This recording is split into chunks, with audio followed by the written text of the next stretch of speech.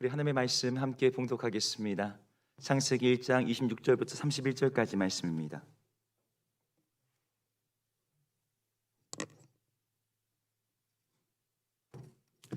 우리 길지 않으니까요, 저와 함께 한 목소리로 말씀을 읽겠습니다. 시작.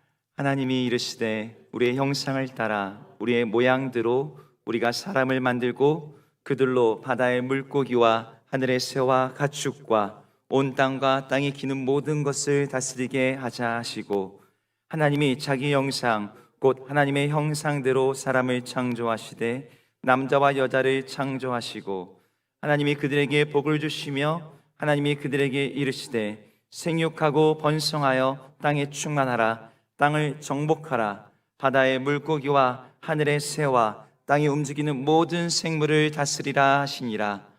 하나님이 이르시되 내가 온 지면에 씨 맺는 채소와 씨 가진 열매 맺는 모든 나무를 너에게 주노니 너희의 먹을거리가 되리라.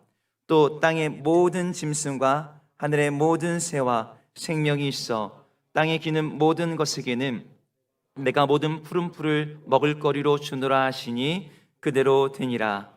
하나님이 지으신 그 모든 것을 보시니 보시기에 심히 좋았더라. 저녁이 되고 아침이 되니 이는 여섯째 날이니라. 아멘. 우리는 지금 리프레임 시리즈를 3부 예배에서 함께 나누고 있습니다. 오늘이 세 번째 시간인데요, 이 시리즈 설교의 목표를 다시 한번 이야기하면서 말씀을 시작할 필요가 있는 것 같아요. 우리 리프레임이란 단어가 여전히 우리에게는 낯선 단어인데 이 단어부터 한번 정리를 해볼게요. 여러분, 프레임이란 단어를 이미 알고 계실 겁니다. 이 단어는 원래는 어떤 물건이나 건축물이나 뼈대나 틀을 가리키는 단어였어요.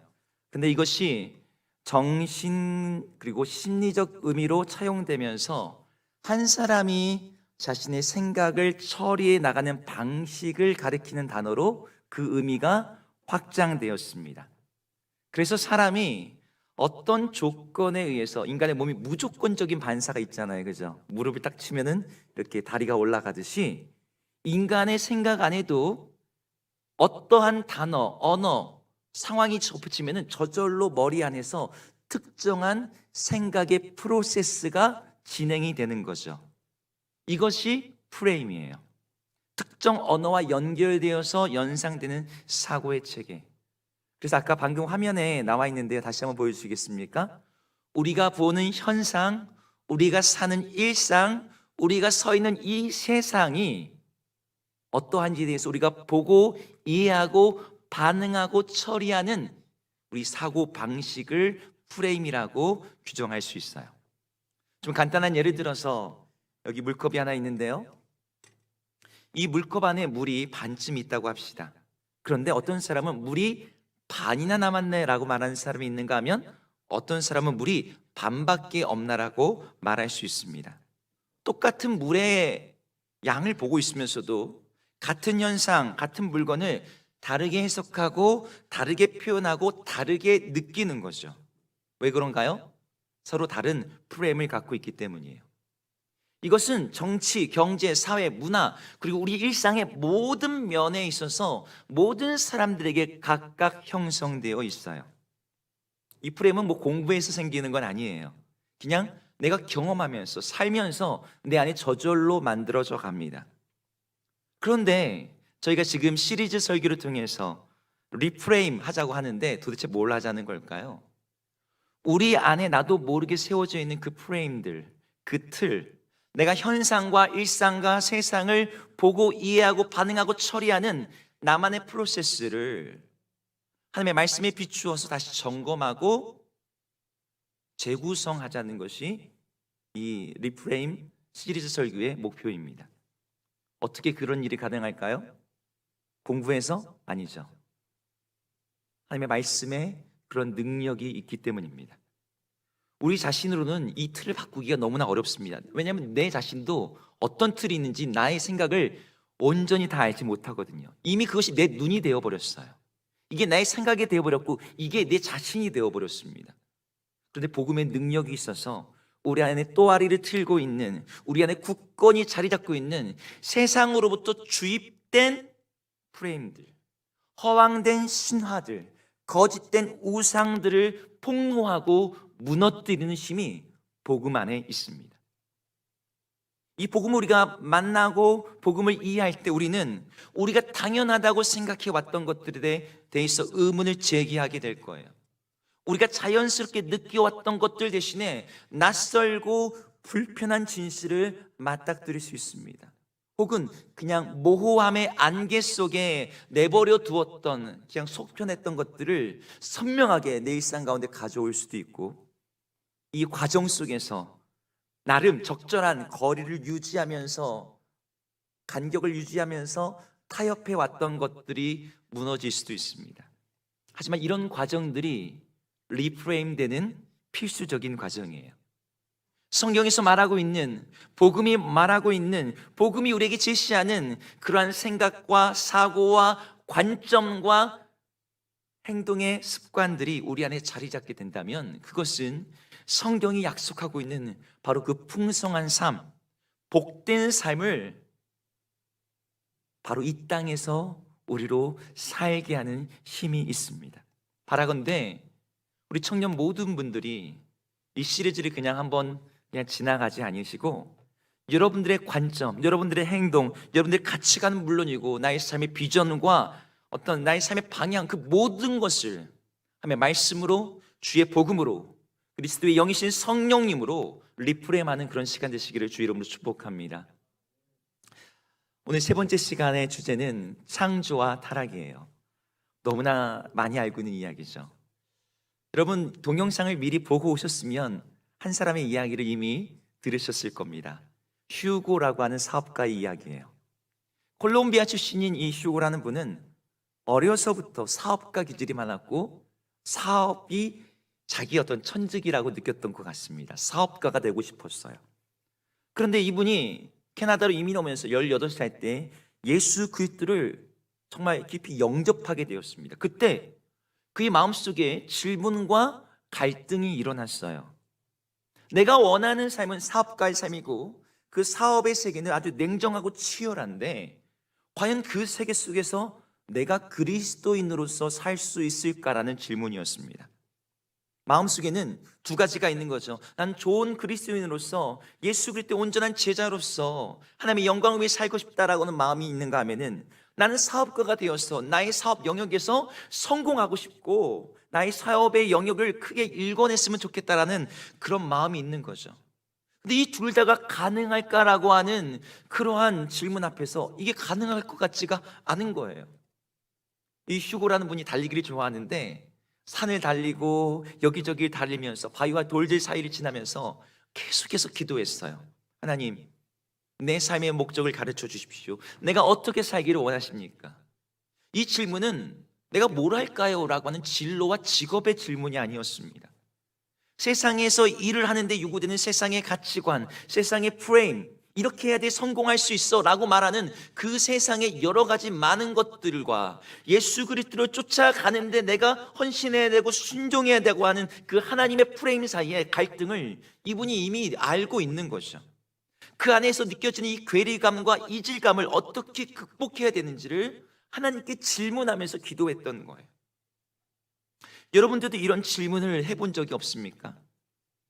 우리의 일, 우리의 재능, 우리의 열정, 우리의 꿈, 이것들은 종종 예수님을 따르는 것과 대립되는 것처럼, 갈등하는 것처럼 느껴질 때가 있어요.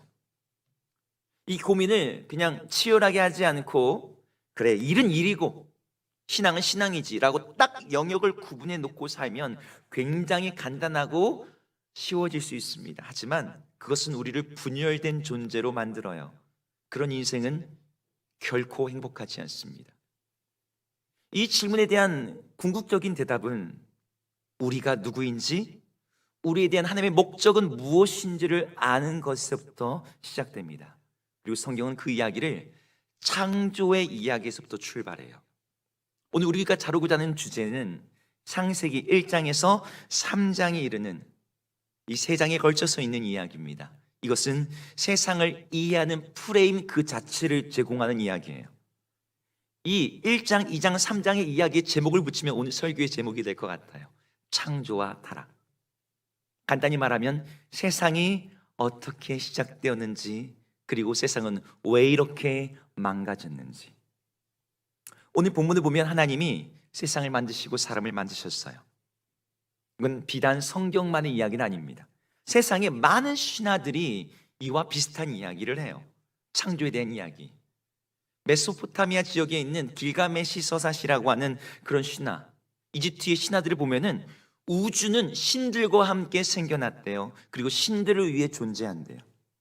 그리고 그 우주는 신의 필요를 채워주기 위해서 만들어졌고, 인간은 그 신들을 위한 노동력이라고 그런 신화들은 이야기합니다. 신들의 노예인 거죠.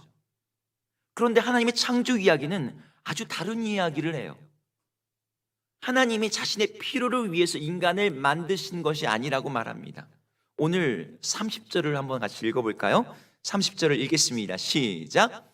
또 땅의 모든 짐승과 하늘의 모든 새와 생명이 있어 땅에 기는 모든 것에게는 내가 모든 푸른 풀을 먹을거리를 주노라 하시니 그대로 되니라.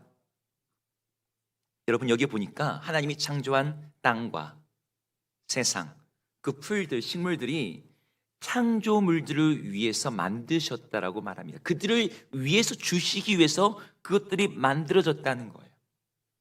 하나님은 우리들의 노동력이 필요하지 않으세요.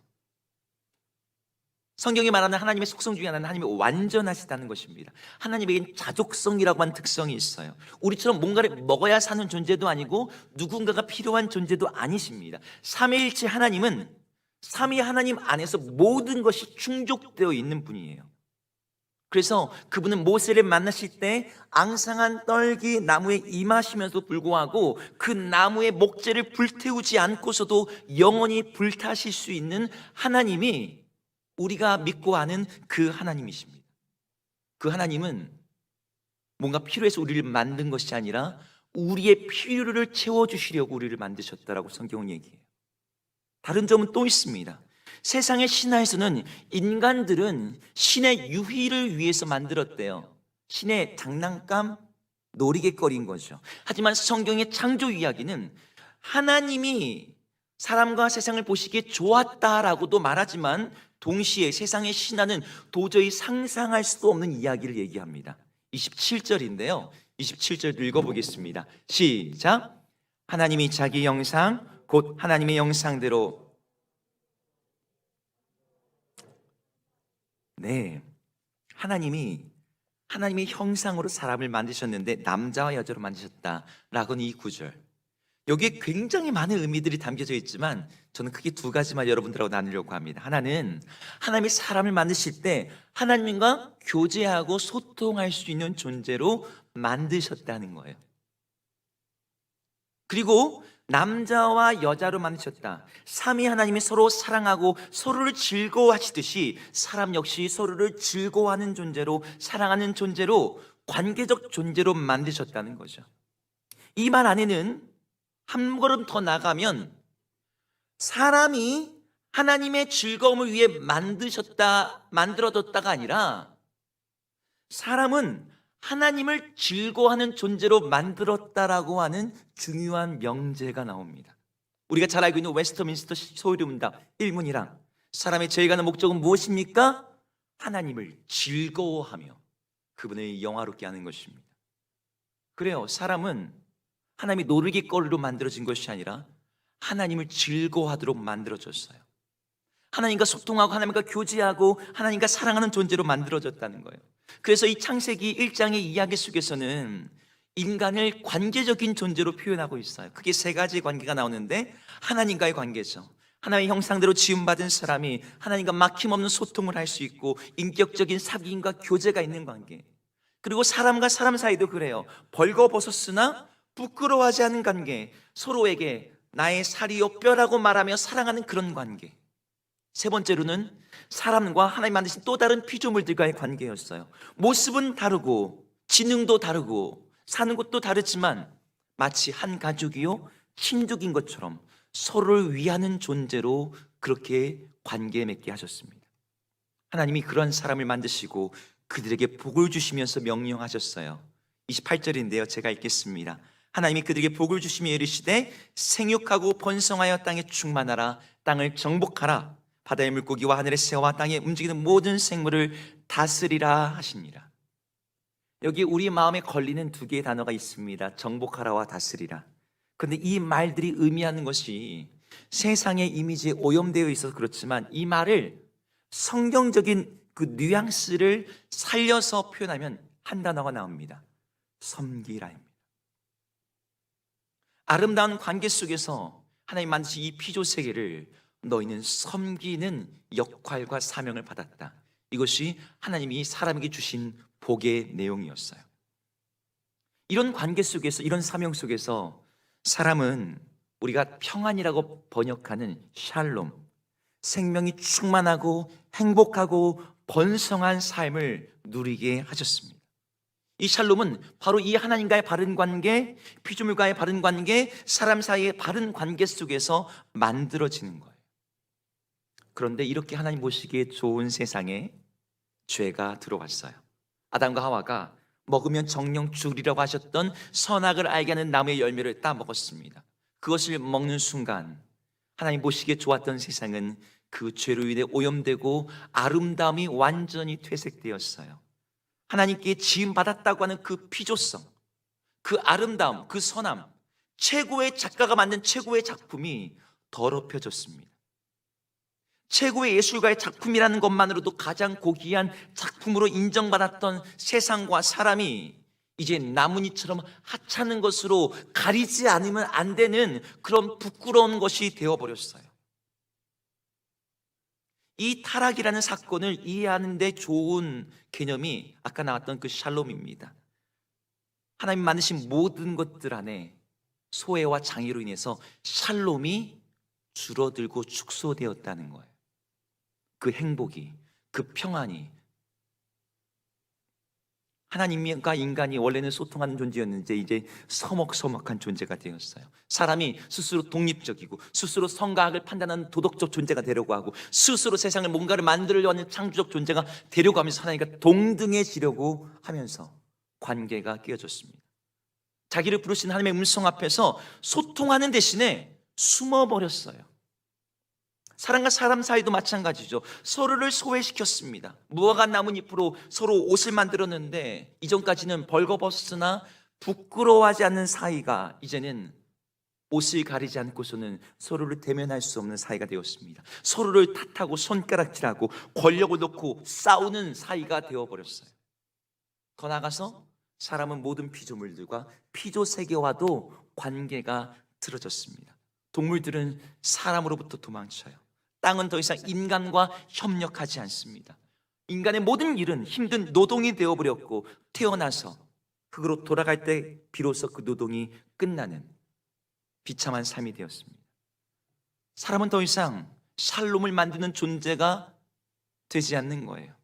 하나님 보시기에 좋은 그 세상을 사랑하며 섬기며 다스리지 못하게 되었습니다. 왕같은 세상으로 그 우주와 세상을 다스리려고 했던 그 인간이 타락해버리자 그 이후에 사망이 왕 노릇하게 되었어요. 모든 만물의 죽음의 그림자가 드리워졌습니다. 이제 모든 게 죽게 되었다 이런 뜻이 아니라 죽음이 지배하는 세상이 되었다는 뜻이에요. 죽음이 지배하는 세상은 살기는 살지만 살아도 사는 게 아닌 것 같은 삶, 가장 끔찍한 노예 상태로 사는 삶, 마치 출애굽기에서 바로의 치하에서 끊임없이 부르짖고 신음하고 자기의 사랑하는 자녀들도 나의 강에 던져야 되는 그러한 삶이 바로 죽음의 노예된 삶이에요. 자, 제가 지금 창세기 1장, 2장, 3장의 이야기를 간단하게 정리했습니다. 자, 그럼 이 이야기가 지금 우리의 이야기, 우리의 일상, 우리가 만나는 현상, 우리의 세상, 우리의 정체성, 우리 사명과 어떻게 연결되는 것일까요? 저는 이것을 세 가지 부분으로 여러분들하고 나누려고 해요. 우리의 삶과 연결되어서 우리를 리프레임해주는 세 가지, 우리 화면 한번 보여주시겠습니까? 첫 번째는 세상을 이해하는 방식, 세계관의 리프레임이 이 창세기 3장 안에서 일어납니다. 두 번째, 자신을 이해하는 방식, 정체성의 리프레임이 일어나요. 그리고 마지막 세 번째, 삶의 목적을 이해하는 방식, 사명의 리프레임이 일어날 수 있습니다. 창조와 타락은 세상이 선하게 지어졌지만 하나님을 반역하고 그래서 부서지고 무너지고 오염되었다. 이게 굉장히 뻔한 이야기처럼 여러분 많이 들었던 이야기죠. 근데 이 이야기는요, 사람의 삶을 완전히 바꿔놓습니다. 이 이야기를 가진 사람과 이 이야기에게 소유된 사람과 세상의 다른 이야기에 붙잡혀 사는 사람들은 전혀 다른 이야기의 결론을 갖게 돼요. 여러분, 작은 사건에 대해서 원인과 이유에 대해서 다른 관점을 가지면 결과와 해결 방법도 다르게 나오게 되어 있습니다. 하물며 사람들이 세상을 시작하는, 세상이 어떻게 끝날지에 대해 이해하는 방식이 다르다면 전혀 다른 결론이 나올 수밖에 없는 것이죠.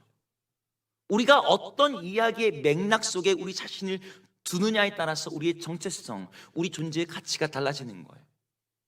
여러분들이 이 창조와 타락의 이야기 속에 여러분 자신을 두셔야 됩니다. 그럼 첫 번째 프레임부터 볼까요? 세상에 대한 이해, 세계관을 리프레임하는 이야기입니다. 반복처럼 느껴지시겠지만 다시 한번 제가 정리해 볼게요. 하나님이 세상을 지으셨어요. 하나님에게서 시작되었습니다. 세상의 출발점은 하나님이 보시기에 좋게 지으셨다라고 하는 의도가 담겨져 있었습니다. 세상은 저절로 자연적으로 생긴 것이 아니에요. 하나님이 아름답고 선하고 보시기 좋도록 하나님의 뜻대로 하나님의 말씀을 따라 지음받았습니다. 그런데 하나님이 선하게 지으셨다는 세상이 도대체 왜 지금 이 모양 이 꼴인데, 거기에 대한 성경의 대답이 아까 타락이었어요. 세상이 죄악으로 인해 파괴되고 오염되었다는 것이죠. 그런데 이런 성경의 이야기와 경쟁하는 세상의 다른 이야기들이 있어요. 이 이야기를 먼저 살피고 이 이야기를 결론 내리겠습니다. 한 세 가지 정도만 볼게요. 너무나 많은 이야기가 있지만 세 가지. 하나는 낙관적인 진보의 이야기입니다. 세상이 어떻게 시작됐는지 잘 모르겠어. 하지만 시작은 미약하였으나 내 나중은 창대하리는 성경의 구절처럼 선한 의지와 좋은 어떤 의도를 가지고 세상이 점점 좋아지게 될 거야라고 하는 그러한 이야기예요. 이 이야기를 정말 굳건하게 믿었던 시대는 18세기였습니다. 계몽주의가 보편화됐던 시대, 인류는 더 발전하고 인간의 도덕성은 더 높아지고 과학기술은 나날이 좋아져서 이 세상이 천국이 될 것이고 인간은 신과 같은 존재가 될 것이라고 믿었던 시대였습니다.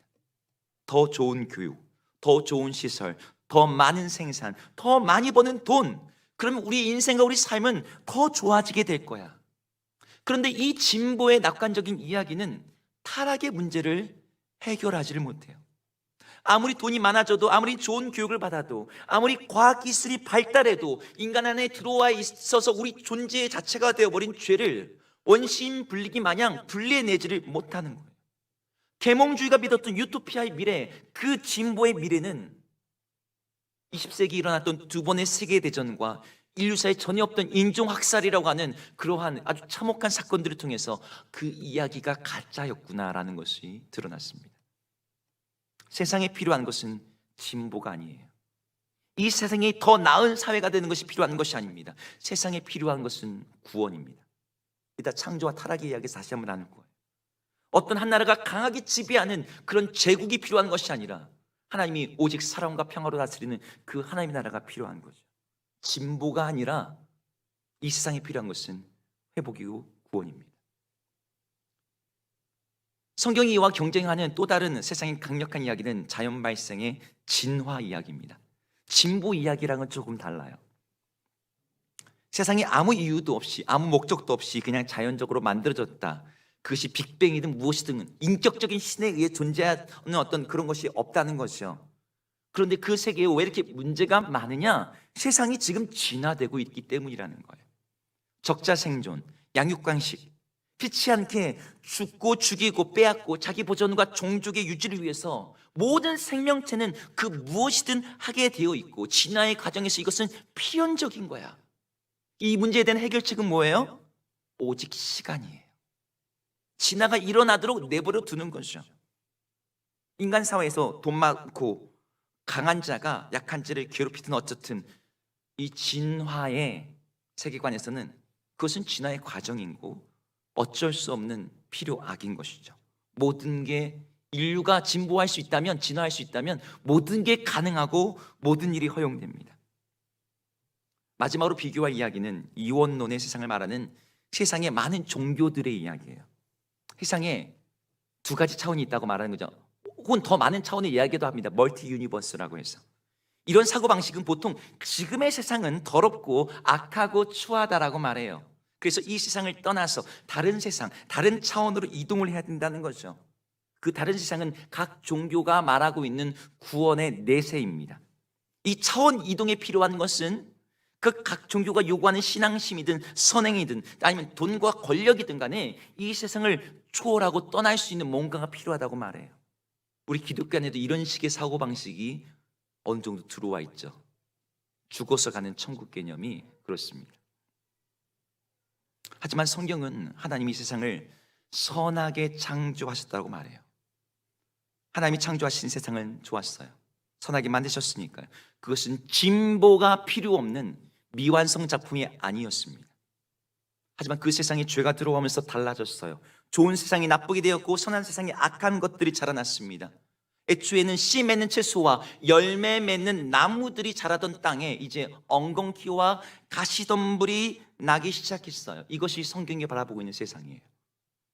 이런 세상은 우리로 하여금 세상을 전혀 다르게 보게 만듭니다. 창조와 타락 이야기는 이 세상에 정말 필요한 것은 진화와 진보가 아니라 내세가 아니라 하나님의 구원이라고 말해요.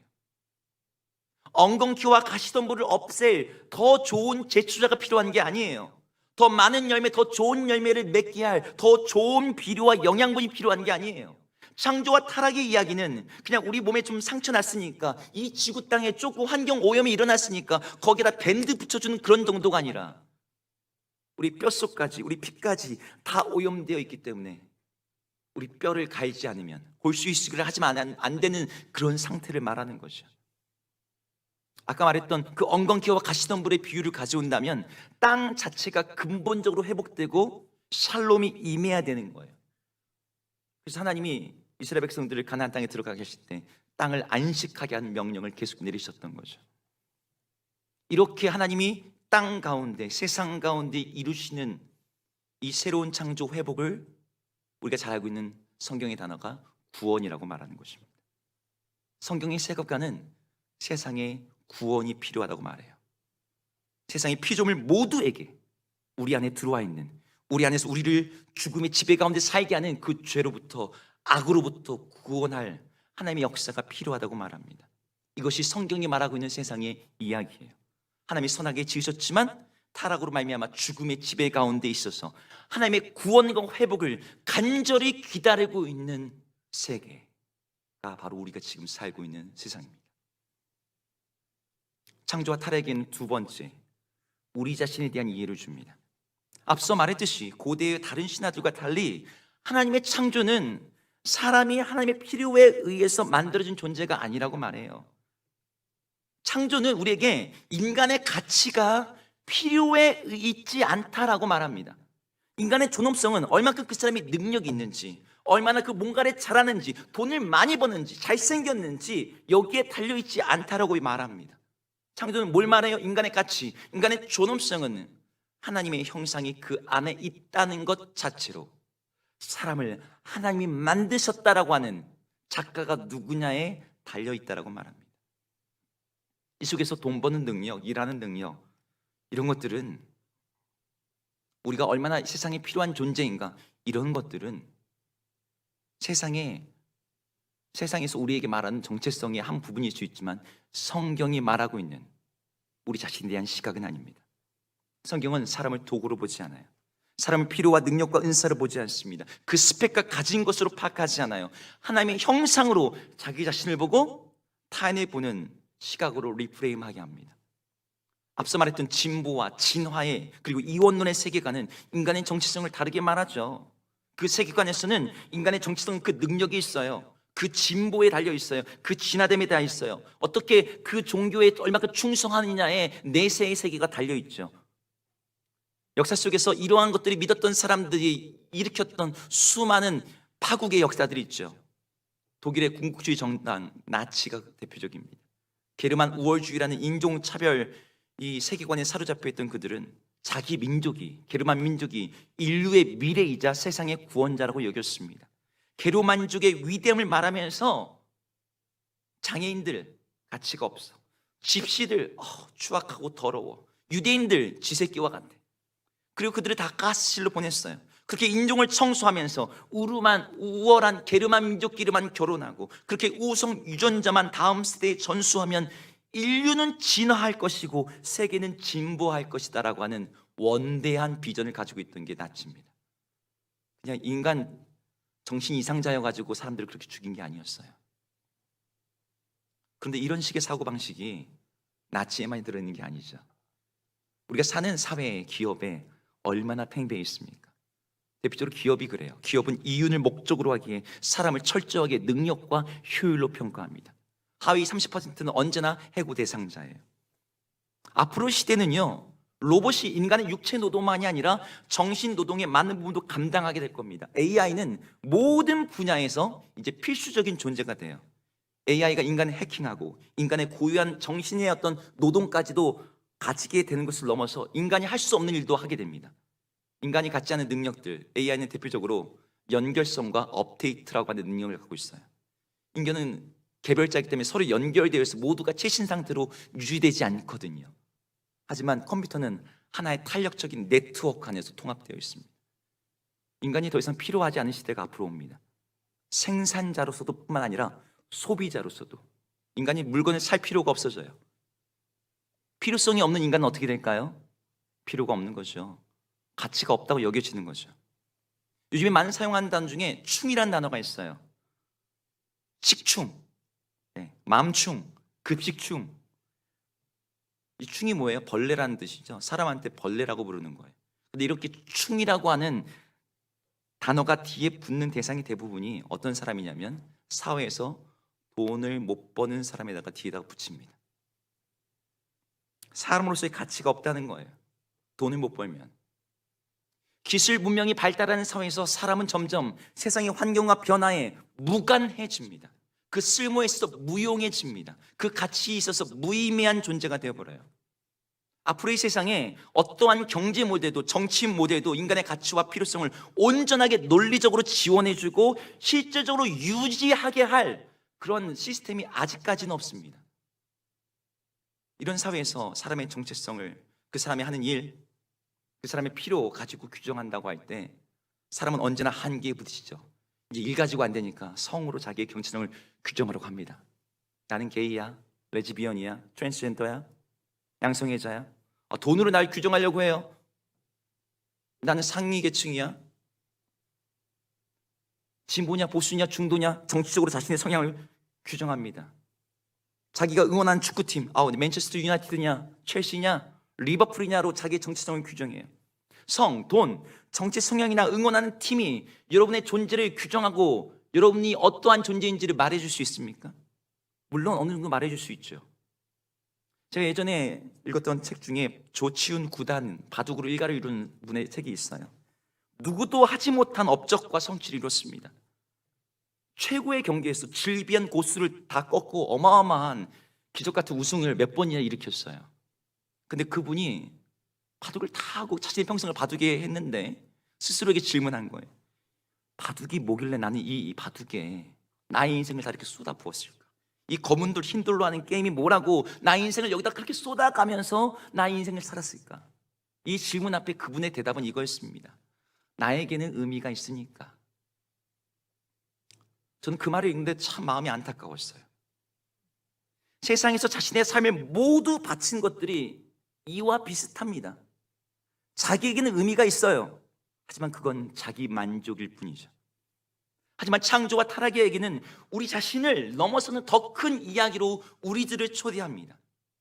우리의 정체성을 우리 자신의 이야기에만 갖춰놓는다면 그 이야기는 너무나 보잘것없는 이야기고 우리의 정체성은 너무나 보잘것없는 자기 만족의 그런 정체성이 불과해져요. 하지만 우리의 정체성을 세상을 지으신 분, 세상을 고치시고 세상을 구원하시는 하나님의 위대한 이야기 안에서 바라보게 된다면 우리는 우리의 존재를 새롭게 이해하고 인식할 수 있습니다.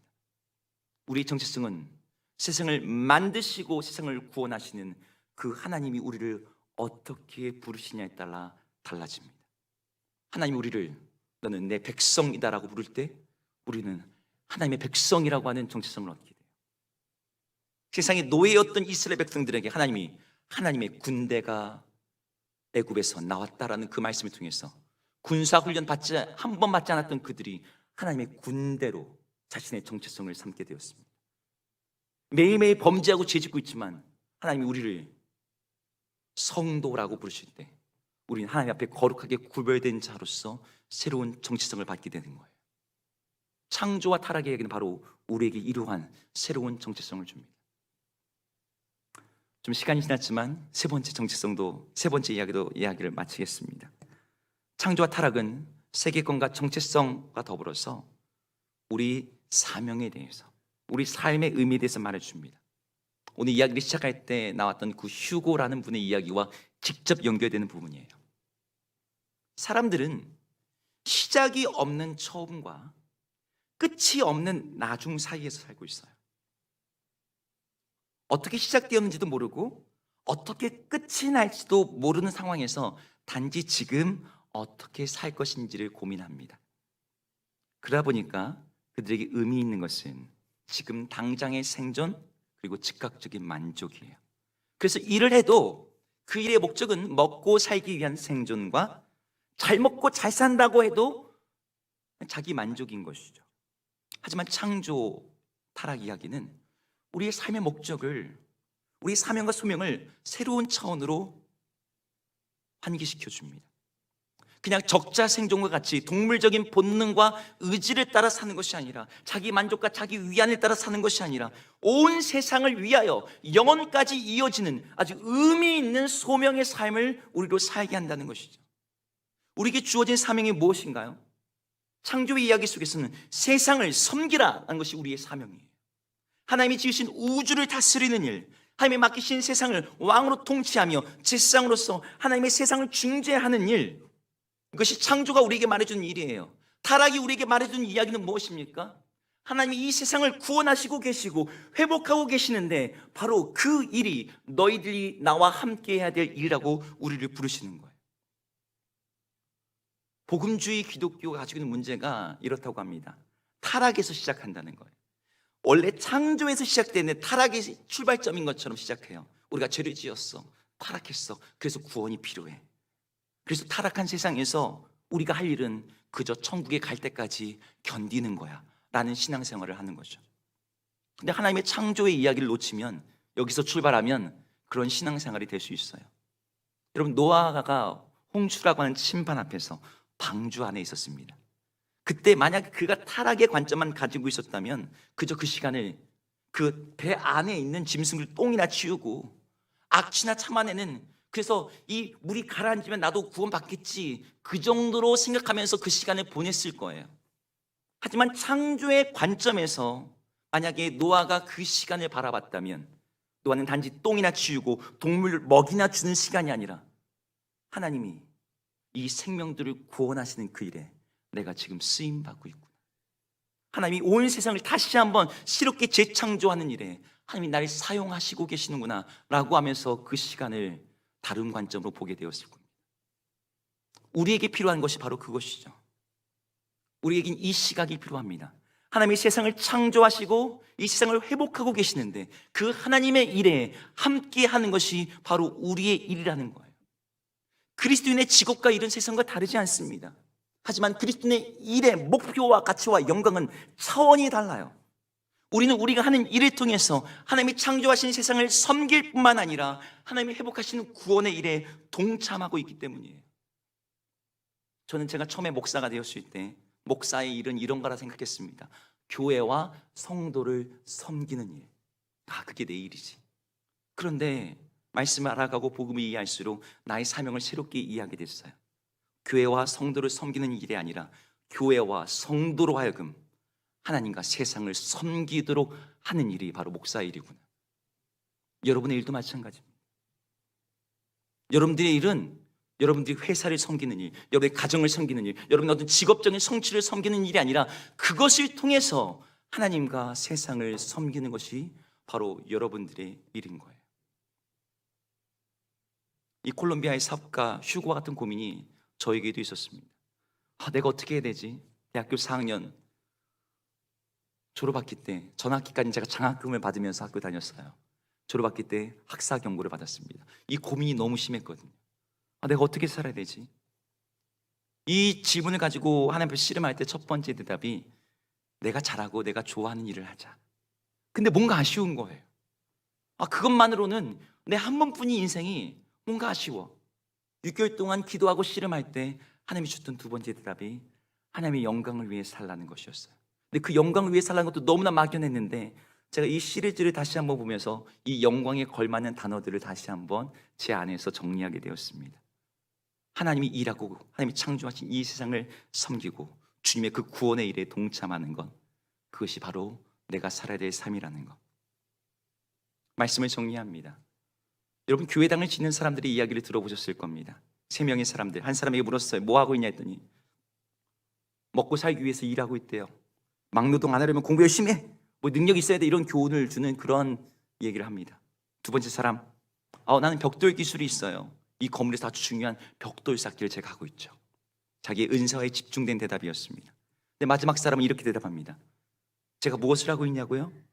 저는 하나님의 임재가 있는, 하나님의 영광을 드러내는 교회당을 짓고 있습니다. 모두가 같은 일을 하고 있었습니다.